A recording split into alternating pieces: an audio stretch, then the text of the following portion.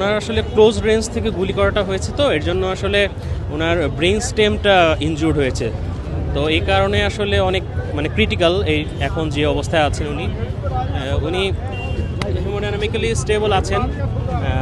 আমাদের নিউরোসার্জন, তারপরে ইএনটির হেড, তারপরে ডিএমসির বিভিন্ন ডিপার্টমেন্টের স্যার যারাই ছিলেন সর্বোচ্চ চেষ্টা করেছেন সবাই। এখন আল্লাহ ভরসা, দেশবাসী সবাই দোয়া করবেন।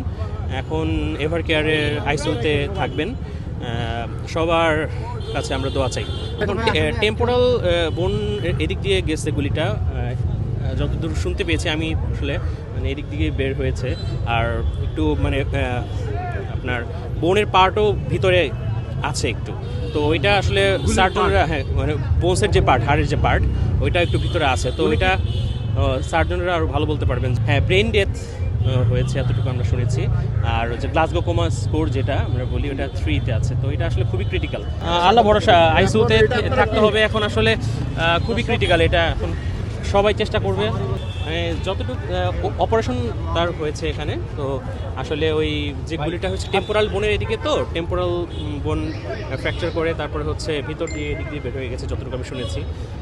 আর বোনসের একটু পার্টও ভিতরে আছে, এটাও শুনেছি। পরবর্তীতে এখন এভার কেয়ারের আইসিইউতে নিয়ে যাওয়া হচ্ছে, বাকিটুকু তো ওখানে এখন রিকভার করবে যতটুকু সম্ভব।